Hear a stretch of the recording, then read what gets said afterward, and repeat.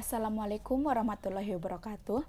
Saya Emma Yanti, NIM A1C11844, jurusan akuntansi.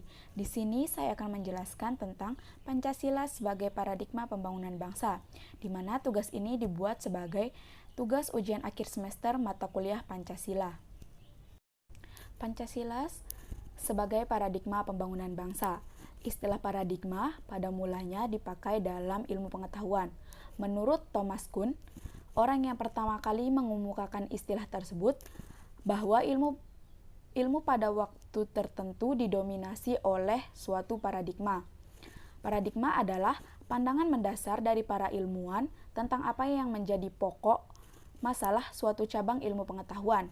Istilah paradigma berasal dari bahasa Inggris yang berarti model, pola, atau contoh. Istilah paradigma semakin lama semakin berkembang, tidak hanya dalam bidang ilmu pengetahuan saja, tetapi juga pada bidang lain seperti politik, hukum, sosial, dan ekonomi. Paradigma kemudian berkembang menjadi pengertian sebagai kerangka berpikir, kerangka bertindak, acuan, orientasi, sumber, tolak ukur, parameter, arah, dan tujuan. Suatu dijadikan paradigma, berarti sesuatu tersebut dijadikan sebagai kerangka, acuan, tolak ukur, parameter, arah, dan tujuan dari sebuah kegiatan. Dengan demikian, paradigma berada di posisi tertinggi dan penting dalam melaksanakan hal-hal dalam kehidupan manusia. Pancasila sebagai paradigma artinya nilai-nilai dasar Pancasila secara normatif menjadi dasar, kerangka acuan, dan tolak ukur segenap aspek pembangunan nasional yang dijalankan di Indonesia. Hal ini sebagai pengakuan dan penerimaan bangsa Indonesia atas Pancasila sebagai dasar negara dan ideologi bangsa Indonesia. Hal ini sesuai dengan fakta objektif bahwa Pancasila adalah dasar negara Indonesia. Nilai-nilai dasar Pancasila itu dikembangkan atas dasar hakikat manusia. Hakikat manusia menurut Pancasila adalah makhluk monopluralis. Kodrat manusia yang monopluralis tersebut mempunyai ciri-ciri sebagai berikut. Yang pertama, susunan kodrat manusia terdiri atas jiwa dan raga. Kedua, sifat kodrat manusia sebagai individu. Dan yang ketiga, kediaman manusia sebagai makhluk pribadi dan makhluk Tuhan. Berdasarkan hal tersebut, pembangunan nasional diarahkan sebagai upaya peningkatan harkat dan martabat yang termasuk aspek jiwa, raga, pribadi, sosial, dan aspek ketuhanan. Secara singkat, pembangunan nasional dilakukan sebagai upaya peningkatan manusia secara totalitas. Pembangunan sosial harus mampu mengembangkan harkat dan martabat manusia secara keseluruhan. Oleh karena itu, pembangunan dilaksanakan di berbagai bidang yang mencakup seluruh aspek kehidupan manusia. Pembangunan tersebut termasuk dalam bidang politik, ekonomi, sosial budaya, dan pertahanan. Yang pertama, Pancasila sebagai paradigma pembangunan politik. Masyarakat Indonesia selaku warga negara harus ditempatkan sebagai subjek atau pelaku, bukan menjadi objek politik. Pancasila bertolak dari kodrat manusia, maka pembangunan politik harus dapat meningkatkan harkat dan martabat manusia. Sistem politik Indonesia yang bertolak dari manusia sebagai subjeknya harus menempatkan kekuasaan tertinggi pada rakyat. Kekuasaan yaitu dari rakyat, oleh rakyat, dan untuk rakyat. Sistem politik Indonesia yang sesuai Pancasila sebagai paradigma merupakan sistem politik demokrasi bukan otoriter. Oleh karena itu, sistem politik Indonesia harus dikembangkan atas asas kerakyatan, ketuhanan yang Maha Esa, dan kemanusiaan yang adil dan beradab. Pancasila sebagai paradigma pembangunan politik diartikan bahwa Pancasila bersifat sosial politik bangsa, dalam cita-cita bersama yang ingin diwujudkan dengan menggunakan nilai-nilai yang terdapat dalam Pancasila.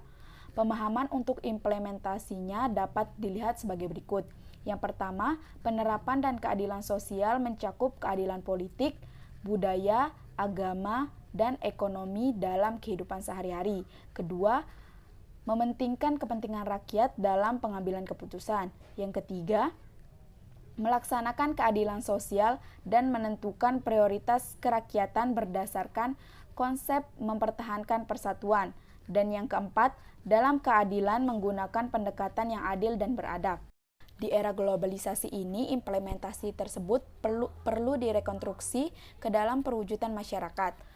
Warga yang mencakup masyarakat tradisional, masyarakat industri, dan masyarakat purna industri. Dengan demikian, nilai-nilai sosial politik yang dijadikan moral baru masyarakat informasi adalah: yang pertama, nilai toleransi; yang kedua, nilai transparansi hukum dan kelembagaan; yang ketiga, nilai kejujuran dan komitmen; dan yang keempat, bermoral berdasarkan konsensus. Yang kedua, Pancasila sebagai paradigma pembangunan ekonomi.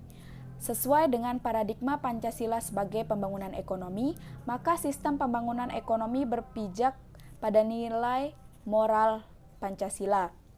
Secara khusus, sistem ekonomi harus berdasarkan pada dasar moralitas ketuhanan dan kemanusiaan. Sistem ekonomi yang berdasarkan moralitas dan kemanusiaan menghasilkan sistem ekonomi yang berkeprimanusiaan. Sistem ekonomi Pancasila berbeda dengan sistem ekonomi liberal yang hanya menguntungkan individu-individu tertentu saja, tanpa memikirkan masyarakat yang lain. Sistem ekonomi Pancasila juga berbeda dengan sistem ekonomi sosialis yang tidak dimiliki oleh individu. Pancasila bertolak dari manusia sebagai totalitas dan manusia sebagai subjek. Sistem ekonomi yang berdasarkan Pancasila adalah sistem ekonomi kerakyatan yang berdasarkan kekeluargaan. Pancasila sebagai paradigma pembangunan ekonomi lebih mengacu pada sila keempat Pancasila, sementara pengembangan ekonomi lebih mengacu pada pembangunan sistem ekonomi Indonesia. Dalam ekonomi kerakyatan, kebijakan ekonomi harus sebesar-besarnya untuk kesejahteraan rakyat yang mampu mewujudkan perekonomian nasional yang lebih baik, berkeadilan bagi seluruh masyarakat. Politik ekonomi kerakyatan yang lebih memberi kesempatan, dukungan, dan pengembangan ekonomi rakyat mencakup koperasi, usaha kecil, dan usaha menengah sebagai pilar utama pembangunan ekonomi nasional. Yang ketiga, Pancasila sebagai paradigma pembangunan sosial budaya. Berdasarkan Sila Persatuan Indonesia, pembangunan sosial budaya dikembangkan atas dasar penghargaan terhadap nilai sosial dan budaya yang beragam di seluruh wilayah Indonesia menuju pada terciptanya rasa persatuan sebagai bangsa. Dengan adanya pengakuan dan penghargaan terhadap budaya dan kehidupan sosial berbagai kelompok bangsa Indonesia, mereka dapat diterima sebagai warga negara. Dengan demikian, pembangunan sosial budaya tidak menciptakan kecemburuan, nasionalitas, dan ketidakadilan sosial. Paradigma baru dalam pembangunan nasional berupa paradigma pembangunan berkelanjutan, yang dalam perencanaan dan pelaksanaannya harus diadakan dengan menghadiri hak budaya komuniti-komuniti yang terlibat, di samping hak negara untuk membantu kehidupan berbangsa dan hak asasi individu secara seimbang. Paradigma ini dapat mengatasi sistem perencanaan yang sentralistik yang mengabaikan kemajemukan masyarakat dan keanekaragaman budaya di Indonesia. Apabila dicermati, sebenarnya nilai-nilai yang terkandung dalam Pancasila tersebut dapat memenuhi kriteria sebagai kriteria puncak-puncak kebudayaan di daerah. Yang pertama, sila pertama, menunjukkan tidak ada satupun suku bangsa atau golongan sosial di Indonesia yang tidak mengenal kepercayaan terhadap Tuhan Yang Maha Esa. Yang kedua, sila kedua, merupakan nilai budaya yang dijunjung tinggi oleh warga negara Indonesia tanpa membedakan asal-usul suku bangsa, daerah, maupun golongan.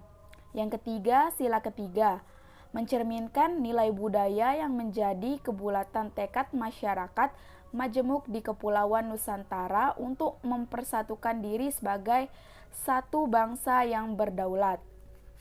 Yang keempat, sila keempat, merupakan nilai budaya yang luas persebarannya di kalangan masyarakat majemuk Indonesia untuk melakukan kesepakatan melalui musyawarah Sila ini sangat relevan untuk mengendalikan nilai-nilai budaya yang mendahulukan kepentingan perorangan. Dan yang kelima, sila kelima. Betapa pentingnya nilai-nilai keadilan itu menjadi landasan membangkitkan semangat persatuan bangsa Indonesia dalam memajukan kesejahteraan umum, mencerdaskan kehidupan bangsa, dan ikut serta melaksanakan ketertiban dunia yang berdasarkan kemerdekaan, perdamaian abadi, dan keadilan sosial. Yang keempat, Pancasila sebagai paradigma pembangunan hukum. Salah satu tujuan bernegara adalah untuk melindungi segenap bangsa Indonesia dan seluruh tumpah darah Indonesia. Hal ini mengandung makna bahwa tugas dan tanggung jawab tidak hanya oleh pemerintah saja, tetapi juga oleh segenap warga negara secara keseluruhan. Atas dasar tersebut, sistem pertahanan dan keamanan adalah mengikut sertakan seluruh komponen bangsa. Pancasila sebagai paradigma pembangunan hukum. Hukum tertulis maupun tidak tertulis yang akan dibentuk tidak dapat dan tidak boleh bertentangan dengan sila-sila 1. Ketuhanan yang Maha Esa, 2. Kemanusiaan yang adil dan beradab, 3. Persatuan Indonesia, 4. Kerakyatan yang dipimpin oleh hikmat kebijaksanaan dalam permusyawaratan perwakilan, 5. Keadilan sosial bagi seluruh rakyat Indonesia. Dengan demikian, substansi hukum yang dikembangkan harus merupakan perwujudan atau penjabaran sila-sila yang terkandung dalam Pancasila. Sekian presentasi dari saya, kurang dan lebihnya mohon dimaafkan. Wabillahi taufiq wal hidayah. Assalamualaikum warahmatullahi wabarakatuh.